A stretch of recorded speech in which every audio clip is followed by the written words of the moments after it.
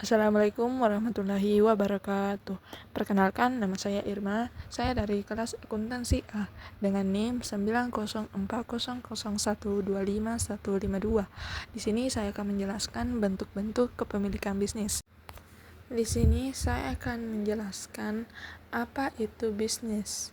Bisnis adalah kegiatan yang dilakukan individu atau organisasi yang menghasilkan barang dan jasa yang dimana dibutuhkan oleh masyarakat dengan tujuan memperoleh keuntungan. Kata bisnis berasal dari bahasa Inggris business yang berarti kesibukan atau aktivitas yang menghasilkan nilai. Tujuan bisnis yaitu yang pertama, mendapatkan keuntungan atau profit, dan yang kedua, memenuhi kebutuhan masyarakat. Yang ketiga, menyediakan lapangan pekerjaan. Yang keempat, mendukung pembangunan ekonomi.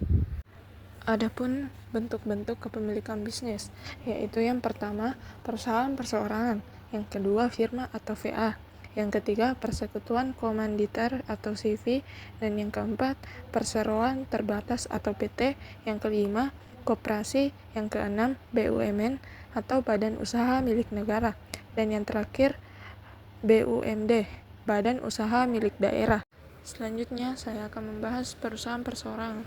Perusahaan perseorangan adalah usaha yang dimiliki dan dikelola oleh satu orang. Pemilik bertanggung jawab penuh terhadap modal, manajemen, keuntungan, risiko, kerugian. Bentuk ini paling sederhana dan banyak ditemukan di lingkungan sekitar. Adapun ciri-cirinya yaitu pemilik tunggal atau individu, tidak berbadan hukum, modal terbatas pada kemampuan pemilik, tanggung jawab pemilik tidak terbatas termasuk harta pribadi, dan keuntungan sepenuhnya milik pemilik. Kelebihannya yaitu mudah didirikan dan dibubarkan, pemilik bebas mengatur kebijakan usaha, dan semua keuntungan dinikmati sendiri. Adapun kekurangan, yaitu modal terbatas, yaitu sulit untuk berkembang, risiko ditanggung sendiri, dan usaha berhenti jika pemilik meninggal atau dalam masalah. Selanjutnya yaitu firma atau VA. Firma adalah badan usaha yang didirikan oleh dua orang atau lebih dengan menggunakan nama bersama. Semua anggota firma berperan aktif dalam kegiatan usaha dan bertanggung jawab penuh atas utang perusahaan. Ciri-cirinya itu didirikan minimal oleh dua orang. Semua anggota aktif dalam manajemen, tanggung jawab tidak terbatas atau sampai harta pribadi, dan yang terakhir menggunakan nama bersama. Adapun kelebihannya yaitu modal lebih besar dibanding usaha perseorangan, keahlian anggota bisa digabung, dan yang terakhir beban kerja terbagi antar anggota. Adapun kekurangannya yaitu resiko ditanggung bersama, konflik internal mudah terjadi, dan yang terakhir kelangsungan usaha terancam bila ada anggota keluar. Selanjutnya ada persekutuan komanditer atau CV. CV adalah badan usaha yang terdiri dari sekutu aktif atau pengelola dan sekutu pasif atau penyetor modal. Sekutu aktif mengelola usaha sekaligus bertanggung jawab penuh, sedangkan sekutu pasif hanya memberi modal tanpa terlibat dalam pengelolaan. Adapun cirinya yaitu sekutu aktif, yaitu tanggung jawab tidak terbatas. Sekutu pasif, yaitu tanggung jawab terbatas sebesar modal. Dan yang ketiga, tidak berbadan hukum. Adapun kelebihannya yaitu modal lebih besar, tugas dan tanggung jawab jelas, dan cocok untuk usaha menengah. Adapun kekurangannya yaitu sekutu aktif menanggung risiko tinggi. Kelangsungan usaha bisa tergantung jika sekutu aktif keluar. Selanjutnya, perseroan terbatas atau PT. PT adalah badan usaha berbadan hukum di mana modal terbagi dalam bentuk saham. Pemilik saham disebut pemegang saham, dan tanggung jawabnya terbatas pada modal yang ditanamkan. PT biasanya digunakan untuk usaha berskala besar. Ciri-cirinya yaitu modal terbagi atas saham, pemegang saham berhak atas dividen sesuai jumlah saham, dipimpin oleh direksi, diawasi komisaris, berbadan hukum resmi, dan tanggung jawab terbatas. Adapun kelebihannya yaitu mudah mencari tambahan modal atau jual saham atau obligasi. Perusahaan tetap berjalan walau pemilik saham berganti.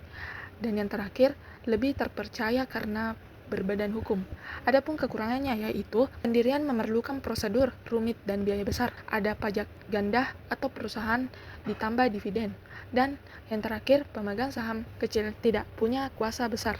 Selanjutnya yaitu koperasi. Koperasi adalah badan usaha yang beranggotakan orang-orang atau badan hukum koperasi dengan prinsip kekeluargaan dan gotong royong. Tujuannya meningkatkan kesejahteraan anggota, bukan hanya keuntungan semata.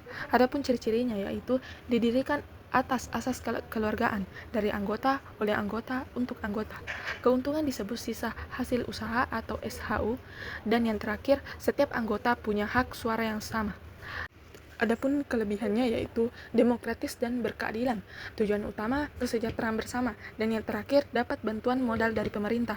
Adapun kekurangannya yaitu modal terbatas, sulit bersaing dengan perusahaan besar, manajemen kadang kurang profesional, dan yang terakhir sulit berkembang jika partisipasi anggota rendah. Selanjutnya ada BUMN, Badan Usaha Milik Negara.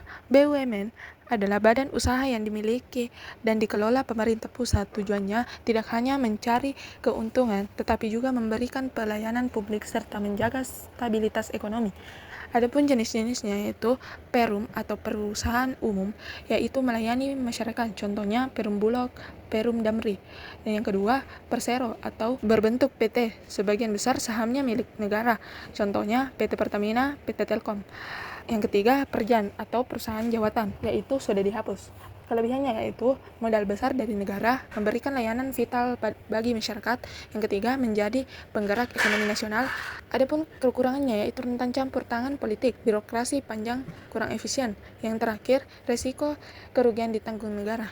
Selanjutnya atau yang terakhir, BUMD, Badan Usaha Milik Daerah. BUMD adalah usaha yang dimiliki pemerintah daerah, dibentuk untuk memberikan pelayanan publik di daerah sekaligus sebagai sumber pendapatan asli daerah atau PAD. Adapun ciri-cirinya yaitu dimiliki dan dikelola pemerintah daerah, melayani kebutuhan masyarakat daerah, dan yang terakhir modal dari APBD atau penyertaan modal daerah.